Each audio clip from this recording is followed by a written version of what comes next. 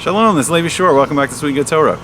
So a lot of people that grew up like Reform or Conservative, even some, maybe Modern Orthodox, I'm not sure, they really never learned a lot about Mashiach. So I want to introduce today basic concepts and an overview of Mashiach ben Yosef and Mashiach ben David. Who are they? What are they going to do? And who knows, maybe we're on the brink of this historical time when we'll actually see something incredible. So first I want to start with Mashiach ben Yosef. And we can kind of see what Mashiach ben Yosef is going to do. We can look into the Torah and we see Yosef Atzadik, we see Joseph, and then we see Yeshua bin Nun, one of his descendants through his son Ephraim. And we can see by the actions of what they do in the Torah, it gives us a sense of maybe what we can expect when Mashiach ben Yosef comes and appears on the world stage. Okay, so Yosef Atzadik, there's an interesting concept, and we say this in Hallel, and it says, Evan Masu Habonim Haisa Larosh Pina, that the stone that the builders rejected. So who are the builders? The builders are the Torah scholars, the Hachamim. And they reject the Mashiach at first, and then he becomes the cornerstone. And we see this both with Yosef, and we see it both with David, with King David. So Yosef, at first, we see that he's not really ready for the kingship, and he's trying to improve his brothers. He's trying to raise their level spiritually, but he's doing this by speaking Diba, Lashon Hara, to their father Yaakov, to Jacob. And he doesn't really know how to motivate the brothers and help them grow, and he's kind of a little bit arrogant at this point. I think the Torah, we first see him when he's 17 years old, and he's bragging that he got all this nevuah and these dreams from Hashem that he's going to be king, and they were going to all bow down to him. And I don't know if you have brothers or you have sons, but it generally doesn't go too good, bragging to your brothers, that you're going to be better than them. So first we see this state of this Evan Masu Abonim Haisa Larosh Pina. So we see that first Yosef is not ready. He's not ready for the kingship. And the next stage is he starts to grow spiritually during a downfall. So he has a downfall. In this case, in Yosef's life and Joseph's life, the brothers sell him into slavery, and he becomes a slave in Mitzrayim in Egypt. And this leads him to coming into himself, and we see him start to grow. So he becomes a slave for Potiphar, who is one of the ministers of Paro, of the Pharaoh in Egypt. And Potiphar sees great qualities in his mitos and his personal characteristics, and he begins to put Yosef in charge of his vast estate. So then the next thing that happens is he's given a temptation that he has to resist. And Potiphar's wife, just as Potiphar began to see the greatness in Yosef, unfortunately Potiphar's wife also sees the greatness in him, and I think she also had some kind of through divination or something, that she knew that there's going to be great descendants that would come through her and Yosef. What she didn't realize, it was really through her daughter Asnas, who was her adopted daughter, and that's where the great descendants would come. And maybe she was even looking in the future king, Mashiach ben Yosef. And so she tries to seduce Yosef, and then when Yosef resists this temptation, he becomes Yosef Atzadik. He becomes the righteous, Joseph the righteous, and that's the key point of the power of Mashiach here, to resist the taivas, the desires of this world. And then it's going to be a king that's going to teach us also how to resist the temptations of this world, so we can grow spiritually, so we can grow in ruchnius. So a great leader that's been tested and knows how to do it, knows how to resist the desires and pleasures of this world, can teach the rest of the Jewish people. Then what's interesting is, instead of being rewarded for this great act, he's thrown in prison. So he does something amazing. He does this great test, passes it, and now his reward is he's thrown in prison. So it's another downfall. But once again, in the prison, the head of the prison, the warden, sees greatness in him and sees refined mitos and refined character that he has, and puts him in a position of authority again in the prison. So he keeps falling, but he keeps rising. So it's it develops his character there. His character traits, his mitos, and he becomes more sensitive about what other people need. So we'll see next. There's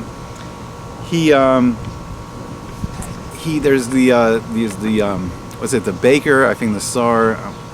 The Sar Mashkim, it was like the sommelier, the royal wine taster, and the baker, and the minister, the baked goods. They both fall from power, and the Paro throws them into prison. and they have this dream. And Yosef interprets their dream, and one is restored to a position of power, and one is killed. But here we see Yosef, we don't see the young 17-year-old boy anymore. We see someone that's becoming concerned with people around him and trying to help people around him, and not just anymore just telling this great, he has this great dreams and the ability to interpret dreams, not just interpreting for his own gaiva, for his own arrogance, for his own glory, where he's bragging to his brothers when we see him as a kid, but now he's using it to hopefully, he uplifts one person. Unfortunately, he has to give the bad news that the other person is cut off, but he's now helping other people through this ability. And then he's brought in front of the Paro, and he uses this ability to interpret dreams, the ability to understand, what Hashem wants in the world, and he gives Paro the interpretation of his dream about the 7 years of famine and the 7 years of plenty. And then he comes up with this system that during the 7 years of plenty, a certain percentage of the grain, I think it may have been 1/5, I forgot, but they put away grain during all the years of the abundant harvest, so they would have grain during the famine, the years of famine. And then Paro sees the greatness, and now Yosef finally comes in his own, and he's appointed king. So he's he's second only in name to the king, and really Paro gives Yosef the powers of a king. And then we see a global famine, and then Yosef does something interesting. Joseph takes all the nations of the world have to come and buy grain from Egypt, and he takes all the gold and silver, and he transfers the wealth first to Paro. But then when the Jewish people are redeemed from Egypt, when there's the miraculous 10 plagues, and we go out, and Moshe Rabbeinu, Moses leads us to freedom, and Hashem transfers all that gold and silver to the Jewish people, and then that money, that gold and silver, is actually used to build the Mishkan. It's used to build the first structure that becomes a house for the Shekhinah of Hashem in this world, the movable temple, the Mishkan, for the 40 years in the desert. All right, so that's the life of Yosef. So the main avoda, the main job that Yosef is going to have is gathering all the Jewish people back to Eretz Israel, to the land of Israel. So he has this strength of gathering people together, and at the end, he gathers all the brothers, and he gathers, and Yosef comes back, and his father Jacob comes back to it. So in this case, he's gathering them to Egypt, and then the eventual Geula, where we redeem from Egypt. But in the case of Mashiach ben Yosef, he'll be a king in Eretz Israel, in the land of Israel, and he'll start to gather all the Jewish people back from all the places in the world where they are. So we see this power of gathering, this avoda. Now Yeshua bin Nun, he was the descendant of Yosef's son Ephraim, and that's also the tribe where Mashiach ben Yosef will come from. So what did Yeshua bin Nun do? So first thing, he is the main student of Moshe Rabbeinu. He's the top student of Moses, so he learns the Torah directly from Moshe Rabbeinu, and he's a great teacher of Torah. So he is the second leader after Moshe, after Moses. And we see a quality of a leader teaching Torah to the Jewish people, renewing the Jewish people's love of the Torah. So we see a quality, and also I forgot to mention, during these spiritual downfalls, and then the fact that he rises to greatness through these spiritual downfalls, it's the power to teshuva. It's the power that when we make mistakes, we return to Hashem. And Yosef has this power, and Mashiach ben Yosef will also have that power. Sorry, just want to make sure I was on. Okay, so then the next avoda of Yeshua bin Nun is that he fights his war against the Canaanim, the 7 nations of the Canaanites, and then there's 31 kings, the 31 Canaanite kings all over Israel. And he fights this war for 7 years, and he leads the Jewish people to victory to reconquer the land of Israel. So it is fascinating. So those 7 nations of the Canaanim back in the days of Yeshua bin Nun, and we have exactly 7 Palestinian terrorist organizations today. It's kind of a fascinating parallel. It seems like Hashem set up very similar spiritual circumstances. And then maybe instead of 31 kings in Israel, maybe there'll be some kind of of this great war of these 39 nations that may become the defense of the Palestinians. But there's going to be some kind of conquest of the land of Israel. And that is what it seems like Mashiach ben Yosef will be involved in. And then for the next 7 years, Yeshua bin Nun, he distributes the land. So the land is divided up, and every family in the Jewish people, they each get their portion of the land of Israel. So each of the Shvatim, all of the 12 tribes, they get a portion of land. And then the Levium, the Levites, there was 48 cities, I think, where the Levium all live in those cities. And the Levium and the Kohanim, the Kohanes, they don't have a specific portion of land. I'm not sure how it's going to work in the future. I forgot. I think it does say it in the Nevuah of Yechezkel exactly what's also going to happen with the Levium and the Kohanim. But generally, Hashem has set it up so they receive a meiser to the Levium, and so everyone gives 10% of all, their produce of their wealth to the Levium, and then 10% of that is taken out the Truma to the Kohen, and they're supported through the rest of Klal Yisrael. And then what they fulfill the function of the avoda in the Beis Hamikdash, in the temple, and they connect the rest of Jewish people to Hashem, and they teach Torah generally. Generally, they're the greatest Torah scholars to teach Torah to the rest of Klal Yisrael. All right, so that we get an idea of what Mashiach ben Yosef will do. Now, our Masorah, our tradition is that Mashiach ben Yosef will come first, and then I think there's a machlokus. There's going to be this great war against Gog and Magog, and maybe in one of the wars that we're not sure if Mashiach ben Yosef will be killed or not by the Gog or Armalus. And then it's interesting, I've seen some sources where maybe Mashiach ben David comes and then does a Techias HaMesim, resurrects Mashiach ben Yosef, and then they both now fight the battles of Hashem. So we'll have to see all this miraculous stuff. We don't know how it will happen. All right, so Mashiach ben David, so where we look in the Torah for him is first in Yehuda ben Yaakov. Yehuda, Judah, the son of Jacob. And the power of Mashiach ben David is going to be unifying.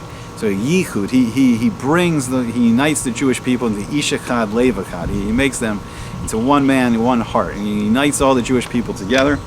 So in the life of Yehuda, we also see this concept of Even Masu Abonim Haisa L'Rosh Pinah, that the stone that the builders rejected, he becomes the cornerstone. Because at first, Yehuda also wasn't ready when he was young. He wasn't ready for kingship yet.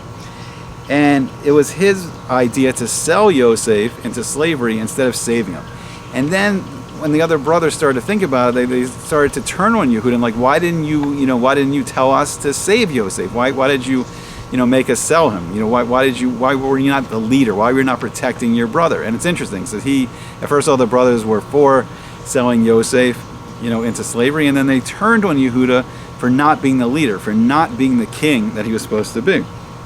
So he also has this spiritual downfall, and then he begins to rise in that spiritual downfall. So he marries first his first son to Tamar, and his first son commits this avera where he's killed.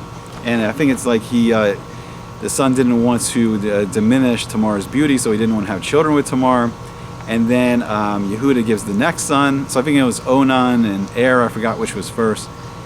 And then the second brother also does the same thing, doesn't want to have children with Tamar, doesn't want to spoil Tamar's beauty.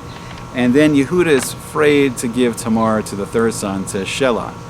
So Tamar wants to fulfill this mitzvah, and knows also through, I think, some kind of Ruach HaKodesh, that through their descendants with Yehuda would come Mashiach. So she was eager to do this, and she kind of tricks Yehuda. She dresses up and pretends to be a Zona, a Kadesha. She pretends to be a lady of the evening, as it's called. And it's hard to understand, but they have a relation, and eventually it's a mitzvah of Yibum when a brother dies and doesn't have children. There was a mitzvah in the Torah that the next brother would marry the brother's wife, and they would have children, and it would be like the descendants of the brother that was deceased. So here Yehuda is fulfilling the mitzvah, and then Yehuda is the leader, and he puts Tamar on trial, and she was either, I think, a daughter of Malki Tzedek, who I think was Shem or Aver, I forgot it this moment exactly who it was, who was acting as a Kohen in Yerushalayim, a priest in Jerusalem, and worshipped Hashem. Not to the extent where he's considered a tzaddik. I don't want to get too far off track here, but so Yehuda starts a trial because he doesn't understand why Tamar is pregnant, and seems like she is engaged in activity that she shouldn't have been.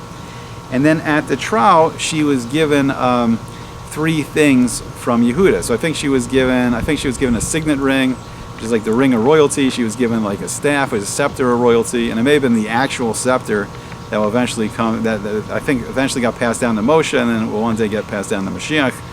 And then I think the other thing was the garment. So I think it was like the cloak of royalty. And she shows it during the trial and says, "Is it not yours?" And this was just as where the wife of Potiphar tried to tempt Yosef. This was Yehuda's big moment, where in public he's going to be embarrassed if he admits he's wrong, but rather than hurt someone who's innocent, rather than an innocent woman should be killed, he admits that she's righteous and he was wrong, and he admits publicly, and this is hard for leaders to do, but he admits that he was wrong and that she is the righteous one. And that was the big moment for Yehuda, and now he's beginning to fulfill that quality of kingship. So then when Yosef is now like the king in Egypt, in Mitzrayim, Yehuda has to come and confront Yosef to save the life of Binyamin. So now he's doing a tikkun, he's fixing what he did wrong. When he was young, instead of standing up for his brother Yosef, he sold Yosef into slavery. And now he stands up for Yosef's brother through their mother Rachel, through Rachel. They were the two sons from Rachel, all of them are sons of Yaakov, of Jacob. And now he stands up to the king, and he now also becomes a king, and it's that lion against the ox, the Aryeh against the shore. And Yehuda comes into his role as king, and he stands up for Binyamin. He stands up for his brother, and he does what a king's supposed to do.